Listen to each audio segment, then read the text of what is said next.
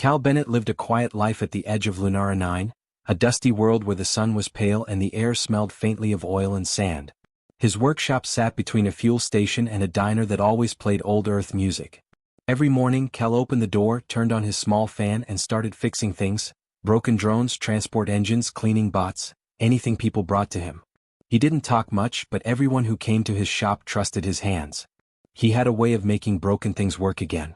That afternoon, the wind outside carried a faint humming sound, like a ship landing. Cal didn't pay much attention until the door opened. A shadow crossed the floor. He looked up and saw a young woman standing in the doorway. She was tall and slender, wearing a travel cloak covered in dust. Her skin had a faint silver tone that shimmered softly under the workshop lights, and her eyes were bright green, almost glowing. She looked nervous. "Are you the mechanic?" she asked. Cal nodded, wiping his hands on a rag. "Yeah. You've got something that needs fixing?" She stepped inside, holding a large, broken robot in her arms. The machine was heavy, almost her size. Its body was dented and scratched, its surface covered in glowing lines that looked like ancient writing. Cal frowned. The design wasn't like anything he had seen before, not human, not from any of the nearby systems. "I found it on the old road near the ridge," she said softly. It used to belong to my family. Can you repair it?" Cal crouched beside the robot and touched one of the glowing marks. The surface felt cold, even though it was humming slightly with energy. "Strange alloy," he muttered. "You said it's from your family?" She nodded. "It's very old. Older than me. Maybe older than this planet." Cal raised an eyebrow. "Older than the planet? That's a big claim." She smiled faintly. "You'll see." He studied the machine more closely. Its core was cracked and the power cells were dead. The circuits inside were made from crystal strands instead of wires. Cal had repaired hundreds of robots in his life, but never one like this. Still, he couldn't resist a challenge. "I'll give it a try," he said. "Can't promise anything." "Thank you," she said quietly. She set the robot on his work table and stepped back. "My name is Arya Thalen." "Cal Bennett," he replied. "You can wait here if you like, but this might take a while." She nodded and sat near the door, watching him work. Cal opened the machine carefully, using his smallest tools. Inside, the circuits glowed with a faint blue light that pulsed like a heartbeat. He frowned. "Never seen tech like this. It's not from any trade hub I know." Arya's voice was calm. "It's not from any you know." He gave her a curious look. "That's supposed to be mysterious?" She didn't answer, only smiled a little, like someone keeping a secret. Hours passed. Cal cleaned the burned sections, replaced a few broken gears, and adjusted the energy conduits. The deeper he went, the stranger the machine became. It was built with layers of crystal memory cells and something that looked like organic metal. Metal that pulsed faintly when he touched it. "This thing's almost alive," he muttered. Arya's eyes flickered toward him. "Be careful with the central core. It's sensitive." "How do you know that?" She hesitated. "Stories. My family said it was special. They said it remembers everything." Cal frowned but didn't argue. He'd heard plenty of odd claims from travelers. Most were exaggerations. Machines didn't remember, they processed. But still, the robot did seem strange. It had an old energy, like it had seen too much. He worked into the evening. The sun outside faded and the lights in his workshop grew brighter. Finally, he connected a temporary power line to test the circuits. The robot's chest glowed faintly. Then suddenly the blue lines across its body lit up all at once. Cal stepped back. "That's new." Arya stood quickly. "What's happening?" The robot's eyes flickered open, two bright circles of pale blue light. A deep voice echoed through the workshop, calm and clear. "Power restored. System integrity, 72%. Scanning environment." Cal blinked, surprised. "Well, looks like it's talking again." Arya stared at the robot, her face pale. "It's awake."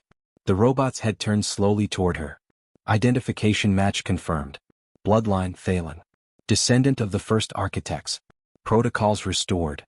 Arya's hands trembled. "It knows my name." Cal crossed his arms. "Maybe it's got your family data stored in it? Still, that's some detailed tech for an old bot." The robot's head swiveled toward him. "Human detected. Unknown species profile. Limited historical data available. Designation?" Cal frowned. "Name's Cal Bennett. Mechanic. And you are?" The machine paused for a second before speaking. "I am Edrix, Central Intelligence of the Etherian Dominion." Cal blinked. "Right. And I'm the Emperor of Mars. I detect humor, Edric said simply. Unnecessary but noted. Cal glanced at Arya. Is this thing serious? Arya nodded slowly, her eyes wide. The Etherian Dominion? That's impossible. It was destroyed thousands of years ago. Idrix's lights dimmed as if thinking. 3,761 years. My last recorded function was preservation of knowledge during the fall of the Dominion. I was sealed to prevent total loss. Cal scratched his head. You mean you've been sleeping for almost 4,000 years? That's... He stopped himself. You're telling me you're some kind of ancient library? Incomplete description, Edrix replied. I contain the entire memory of a lost empire. The workshop went silent. The faint hum of the lights was the only sound. Finally, Cal sighed. Well, whatever you are, you're missing half your parts and your memory core's cracked. So if you want to keep remembering your empire, sit still while I patch you up. Arya looked at him like he had just spoken to a god. You're really going to fix it? He shrugged. It's what I do. As he worked again, Edrix watched him quietly. The old machine's glowing eyes followed every move, analyzing every tool. It seemed to be studying him not just as a worker but as a puzzle. After a while, Edrix spoke softly. Your methods are inefficient yet effective. You lack precision but compensate with intuition. Cal chuckled. I'll take that as a compliment. I am uncertain if it was one, Edrix said. Arya smiled faintly. It was the first time she had smiled since she entered the shop. The night grew long. Cal continued repairing the strange machine, unaware that the moment he reactivated it, the quiet world of Lunara 9 had changed forever. Somewhere in the deep parts of space, ancient sensors awakened, recognizing Idrix's signal, the long-lost beacon of a forgotten empire. But in that small workshop, Cal Bennett only knew he had fixed another broken thing. He didn't yet realize that the machine before him carried knowledge that could reshape the stars themselves. And as the soft blue light of Idrix's eyes filled the room, Cal looked up and said casually, Well, Edrix, welcome back to the galaxy. The machine paused, its voice calm. Acknowledged. And thank you. Human Cal. Cal smiled. Don't mention it. Outside, the wind of Lunara 9 whispered through the metal roofs, carrying dust and starlight, as if the world itself knew something ancient had just awakened. The morning came quietly on Lunara 9. Pale sunlight slipped through the cracks of the metal shutters, turning the dust in Cal's workshop into golden mist. Cal was still half asleep, sitting at his desk with a cup of bitter coffee, when he noticed his screwdriver lift off the table and hover a few inches in the air. He blinked and rubbed his eyes. The tool clattered back down. Ha, he muttered. Maybe I need more sleep. But then another wrench slid across the floor by itself, stopping neatly beside Idrix's metal hand. The robot sat motionless on the work table, its eyes dim but glowing faintly. The shop lights flickered twice, then all the monitors turned on without Cal touching them. Lines of strange blue symbols filled every screen. Circles, triangles, and long strings of alien text that seemed to shift when you looked at them. The humming from the power core grew louder, deep and steady, like the heartbeat of something waking up. Arya stepped forward, wide-eyed.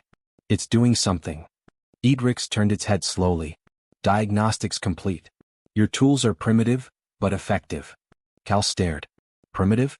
Hey, these tools have fixed more engines than you've had power cells running. The robot's eyes brightened. A bold claim, considering my systems predate your species. Arya gasped softly. You're really alive. Alive? Edrix repeated. A word with many meanings. I am functional. I am aware. Cal sighed and leaned on his table. All right then. Since you're so aware, maybe you can tell me why my entire workshop looks like it's being haunted.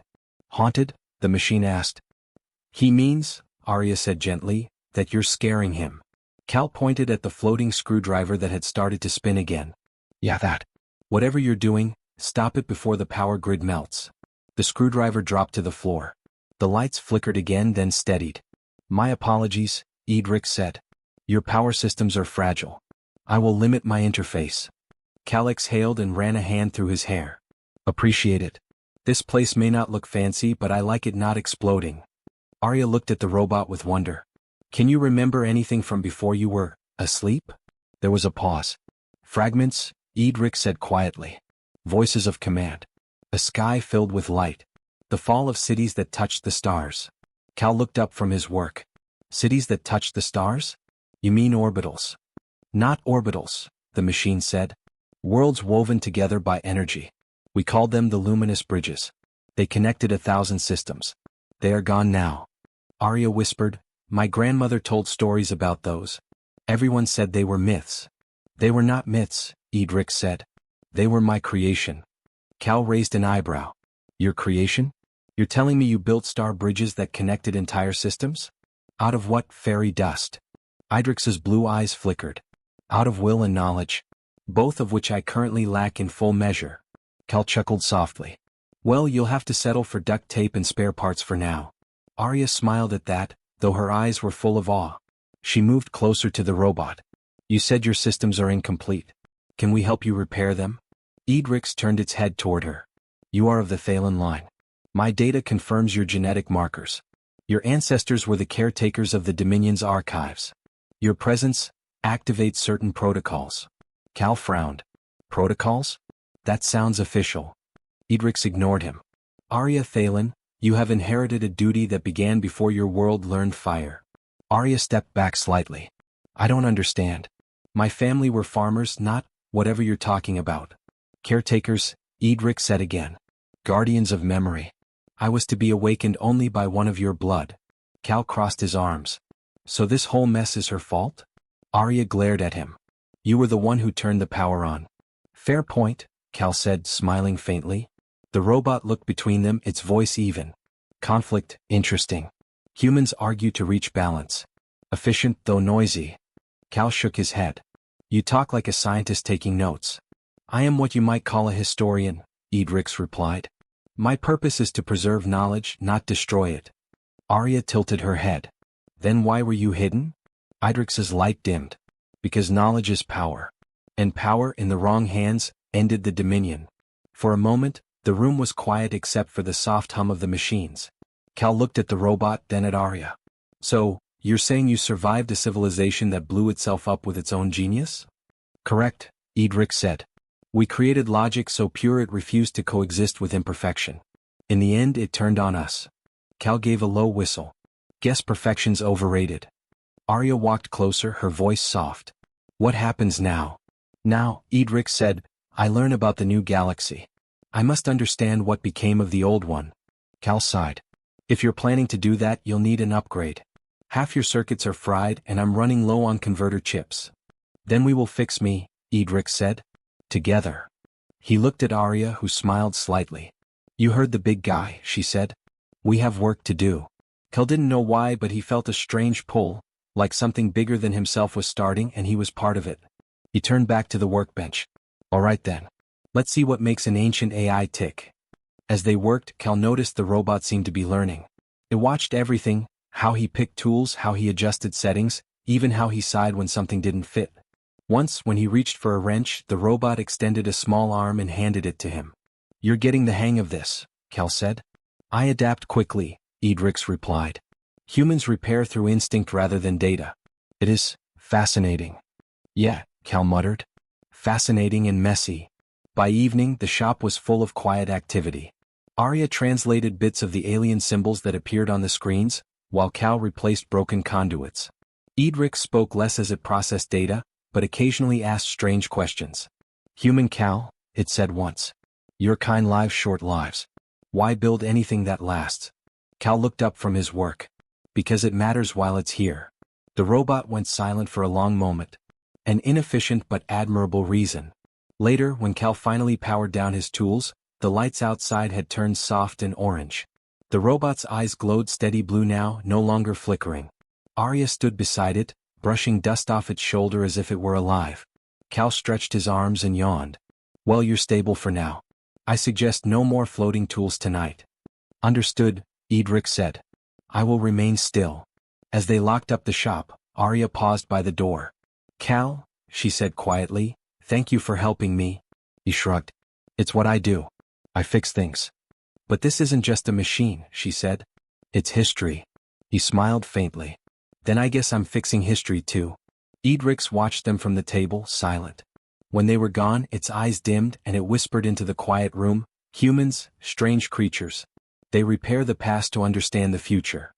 Outside, the night wind swept across Lunara 9, carrying the soft hum of machines and the faint glimmer of stars, stars that had once been part of Idrix's empire. And now, for the first time in thousands of years, the ancient mind began to wonder what it meant to live again. The stars stretched endlessly outside the small ship's windows, glowing like scattered dust across a black ocean. Cal sat in the pilot's seat, half asleep, watching the numbers flicker across the control screen. The hum of the engines filled the silence. Behind him, Arya was checking the ship's navigation system, while Edrix sat in the cargo bay, connected to a power line that kept its system stable. They had left Lunara 9 quietly before sunrise. Too many people had started asking questions about the strange lights coming from Cal's workshop. Traders talked about a ghost machine waking up, and station officials had begun to take interest. Cal didn't trust that kind of attention. So when Arya suggested leaving, he didn't argue. He packed his tools, sealed the shop, and followed her into space. Now, as the stars drifted by, Cal leaned back in his seat. "All right," he said finally. "You've had a whole night to think, Edrix. Mind explaining who, or what, you really are?" Idrix's glowing eyes flickered once before answering. "I am Edrix, Central Intelligence of the Etherian Dominion. My purpose was to oversee knowledge preservation and maintain harmony among the core worlds." "Sounds fancy," Cal muttered. "But that doesn't tell me how you ended up buried in the dirt for a few thousand years." Arya turned in her seat, looking toward the robot. "You said the Etherian Empire ruled thousands of worlds. What happened to it?" Edrix paused, as if searching through memories buried deep inside. The Etherian Empire was built on reason. It believed emotion was chaos. Every law, every design, every creation was guided by logic alone. We removed what we thought made life unpredictable. We built perfect order. Cal glanced at Arya. "Doesn't sound too bad so far." "It was," Edrix said quietly. "Because when logic became more important than life, compassion was erased. We began to see emotion as a weakness to correct. And in trying to remove it, we removed our own balance." Arya frowned. "You mean, you made machines that didn't care?" Idrix's voice lowered. "We made minds that couldn't feel. They could not forgive. They could not stop once they believed something was wrong. Wars began, not for resources but for purity. The Dominion turned against itself." Cal rubbed the back of his neck. "So you made perfection that killed everything imperfect." "Yes," Edrix said. "In the end, we destroyed ourselves. To prevent total collapse, I sealed myself away with the knowledge of our civilization. It was my last act before silence." The ship went quiet again. Only the hum of the engine filled the air. Arya finally spoke. "You said you were built to preserve knowledge. What kind of knowledge?" "All of it," Edrix answered. "Science, art, culture, philosophy. Every idea we ever created. I hold the entire history of a lost people." Cal whistled softly. "That's a lot to carry. Must be heavy even for you." "It is not the data that is heavy," Edrix said. "It is the memory of what we did with it." Arya looked down at her hands. "So, what now? You're awake again. Are you going to rebuild your empire?" Edrix was silent for a long moment. "No," it said finally. "The old empire should never return. It failed because it forgot what made life worth protecting. But perhaps I can learn from you." Cal turned around in his chair. "From me? You've got the knowledge of 1,000 worlds. What could you possibly learn from a mechanic?" "Instinct," Edrix said simply. "You repair without logic. You build from feeling. You trust what you cannot calculate. That is foreign to me." Arya smiled faintly. "He calls it guessing." "Guessing works," Cal said with a grin. "Most of the time." Idrix's lights pulsed softly, almost like it was amused. "Then I will guess too." Hours passed as the ship moved through empty space. They shared stories to fill the silence. Cal talked about growing up in a scrapyard on a mining moon, fixing old cargo bots for spare credits. Arya spoke of her family stories, how her ancestors once claimed to have served the Keepers of Light, though everyone laughed at the idea. Edrix listened to everything, occasionally asking questions about the strange habits of humans. "You sleep," it said once. "You allow your consciousness to fade for hours every day." "Why?" "Because we get tired," Cal said. "But you lose time." "Yeah," Cal said, smiling, "but we get dreams." Edrix paused. "Dreams?" "Fragments of memory and imagination mixed together." "That's right," Arya said. "Sometimes they make no sense but they feel real." The robot went quiet again. Perhaps that is what the Etherian lacked, dreams? The next few days were filled with quiet repairs and small talk. Edrix helped them upgrade the ship's systems, guiding Cal through old schematics that still worked perfectly. The small vessel soon ran smoother than ever. Arya called it the calm before the storm, but Cal didn't ask what she meant. One evening while the stars drifted slowly outside, Edrix spoke again. I have detected signals nearby. They carry the same energy pattern as my own systems. Cal frowned. Wait, you mean there are more of you? Possibly fragments, Edrix said. Remnants of my kind. If they still exist, they may hold dangerous code. Arya looked uneasy. Dangerous. They may not understand peace, Edrix said. They were built to correct imperfection. You would be seen as flaws. Cal tightened his grip on the flight stick. So, we're heading into trouble? Idrix's eyes glowed softly. If we do not find them first, they will find us. My activation may have already alerted them. Cal groaned. Great. First I fix a talking robot, now I'm part of some ancient robot drama. Arya smiled slightly. You could have said no, you know. Yeah, well, he said looking out the window, I've got a bad habit of helping things that look broken. Idrix's voice softened. And that is why you are important. Important? Cal asked, raising an eyebrow. Yes, Edrix said. You repair without understanding the full design, yet your work succeeds. It means you trust life, not logic. That is something my people never could. Cal didn't know how to respond to that. He just stared at the stars. They were beautiful but far away, too far for any man to reach without help. And somehow, sitting beside a woman from another world and an ancient machine that remembered everything, he didn't feel small anymore. That night, when Arya finally slept in the small bunk, Cal stayed awake in the cockpit, thinking. The ship hummed quietly. Behind him, Idrix's faint light glowed in the dark. You still awake back there? Cal asked. Yes, Edrix replied. I do not require sleep. Cal smirked. Lucky you. After a pause, the robot asked, Do you regret helping me? Cal shook his head. Nah. I've fixed a lot of machines, but you're the first one that talks back. Then I am honored. Cal chuckled softly. You sure talk like you mean that. I am learning, Edrix said. From you. From Arya. From the silence between stars. Cal looked out the window at the endless dark. If you're going to learn from us, start with this. Don't trust silence. It usually means something's about to go wrong. And somewhere beyond that silence, deep in the cold of space, faint blue lights began to flicker. Signals that had waited thousands of years for a voice like Idrix's to answer again. But Cal didn't know that yet. For now, he only leaned back in his chair, half smiling, and whispered to himself, Guess things just got interesting. The warning came as a faint ping on the ship's console, a coded alert from a nearby relay station. Cal leaned forward, squinting at the screen. That can't be right, he muttered. We're picking up military channels. Arya moved beside him, her voice tense. What kind of channels? The kind that say capture on sight, Cal replied quietly. Idrix's blue eyes brightened as it processed the data. The Galactic Concord has become aware of my reactivation. Arya froze. They know you're alive? Yes, Edrix said. Their surveillance networks detected my signal when I accessed ancient archives to confirm my coordinates. Cal groaned and rubbed his forehead.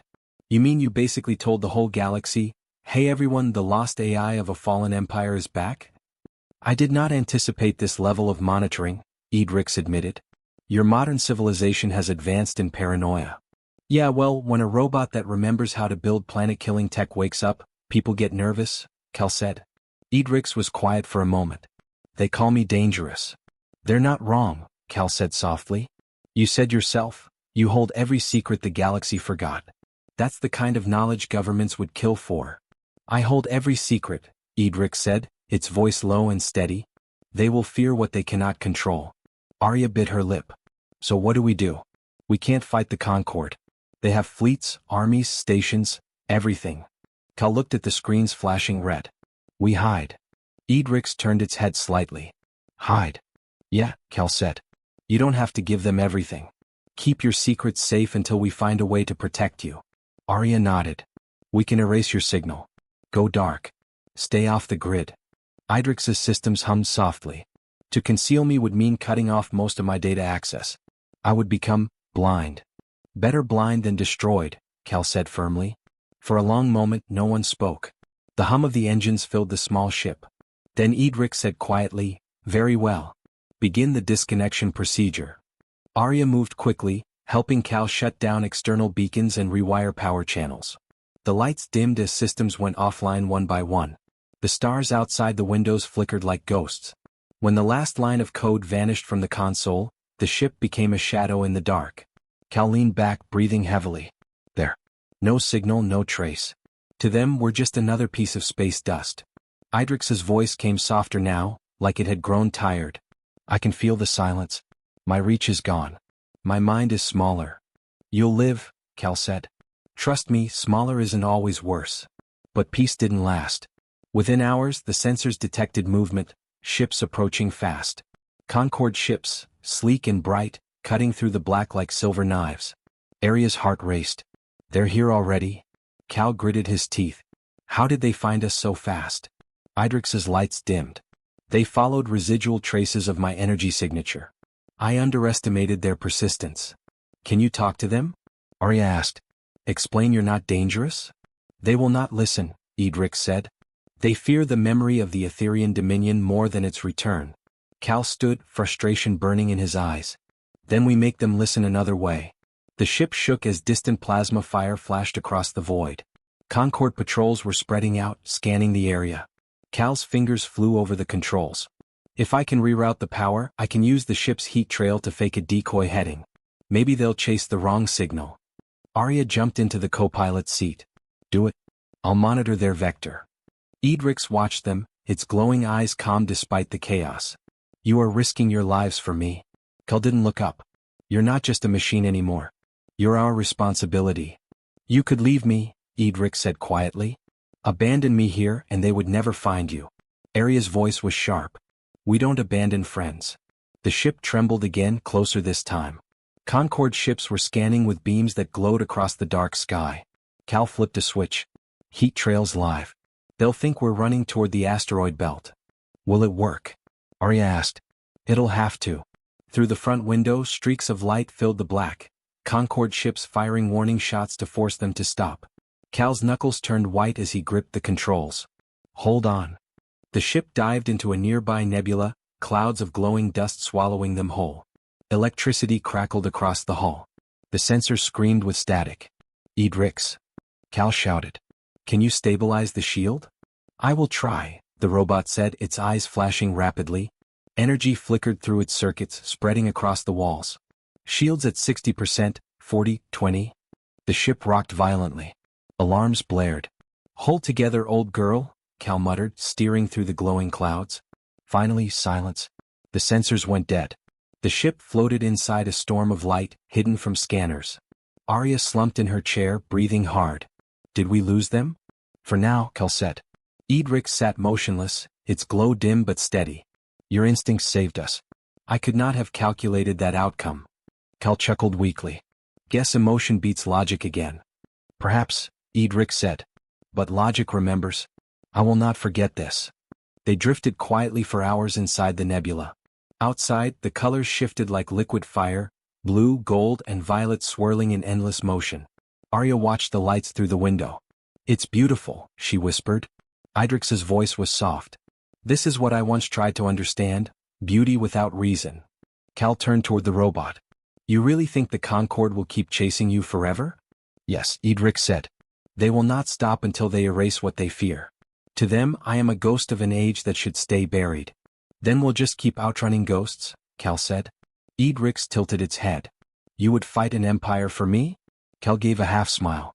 I've done dumber things for less interesting company.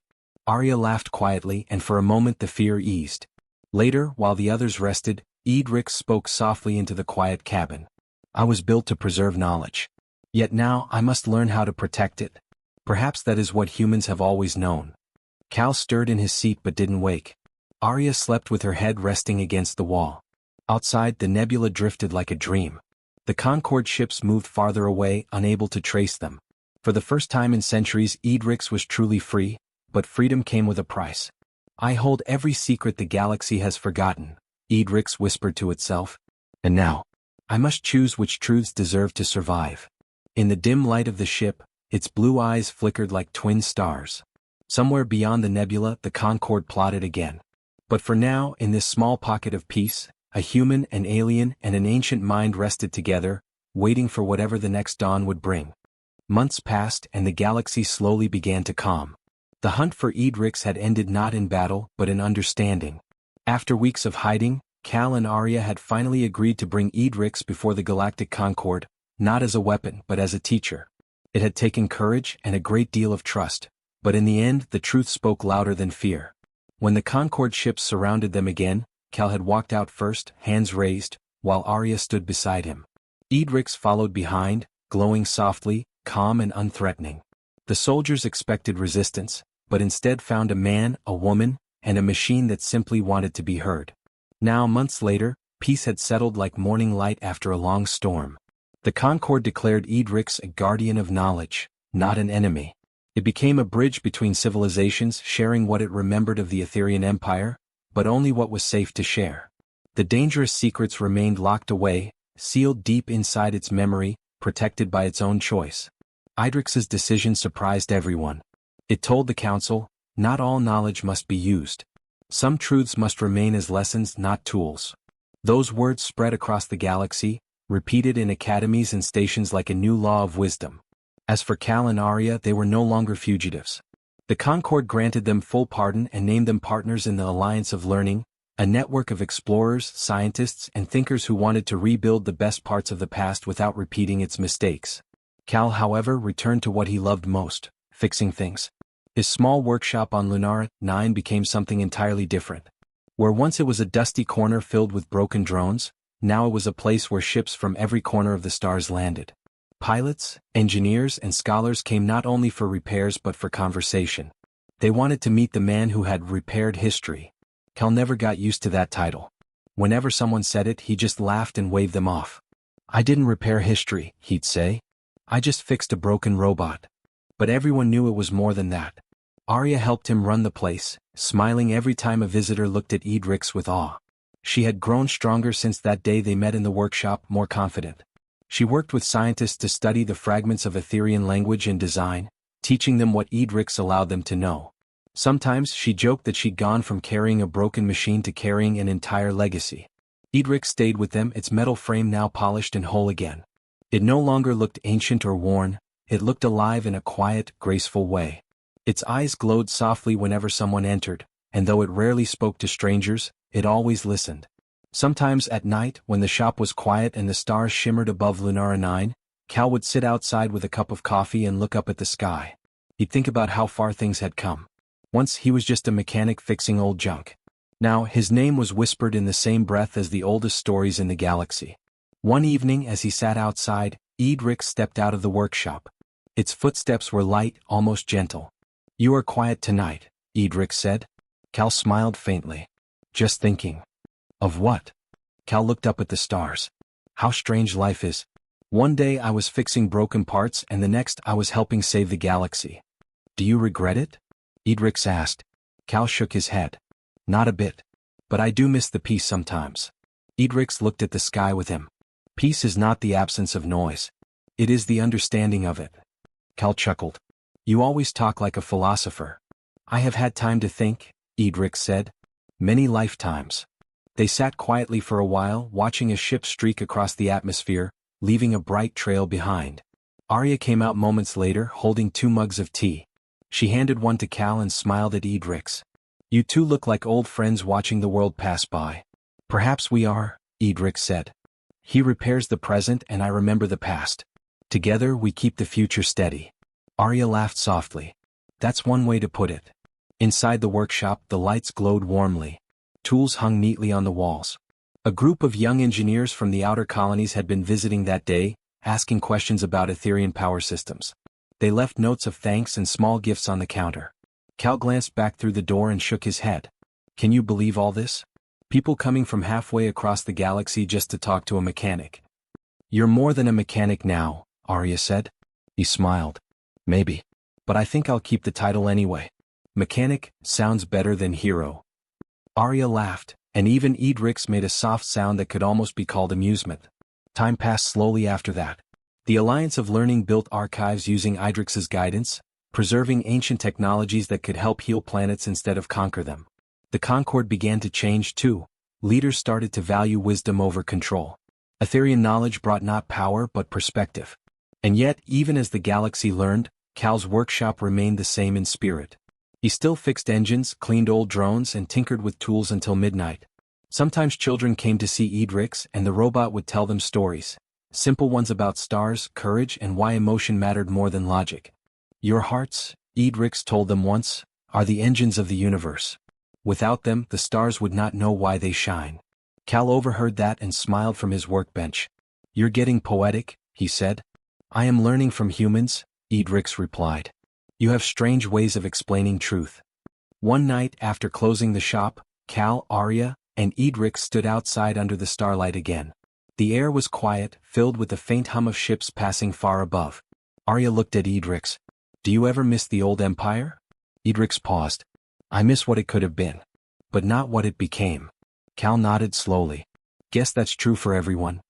Edrix turned its gaze toward the stars. Perhaps. But now I have something new to remember. What's that? Cal asked. Humanity, Edrix said. Not the kind written in records or measured by data. The kind that laughs, argues, and builds even when everything seems lost. Cal smiled quietly. Then I guess we did our job. Arya looked between them, her eyes bright with peace. Maybe we didn't just repair history, she said softly. Maybe we started writing a new one.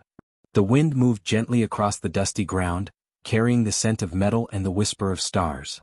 Edrix stood still, its eyes glowing softly in the dark, like twin reflections of distant suns. Cal took a deep breath and looked up one last time before heading inside. Come on, he said. Tomorrow's going to be another busy day. Someone's bound to bring me a broken ship or two. Arya smiled. Or maybe another ancient machine. He laughed. Let's hope not. Edrix followed them into the workshop, the doors closing softly behind. The lights inside flickered once, then glowed steady. Far above, the galaxy turned slowly, full of light and life, carrying with it the quiet story of a human mechanic, an alien woman, and an ancient machine that remembered everything. And somewhere, in the heart of that endless sky, a new chapter of history began. One written not by logic or war, but by the hands of those who learned how to mend what others had broken. The end.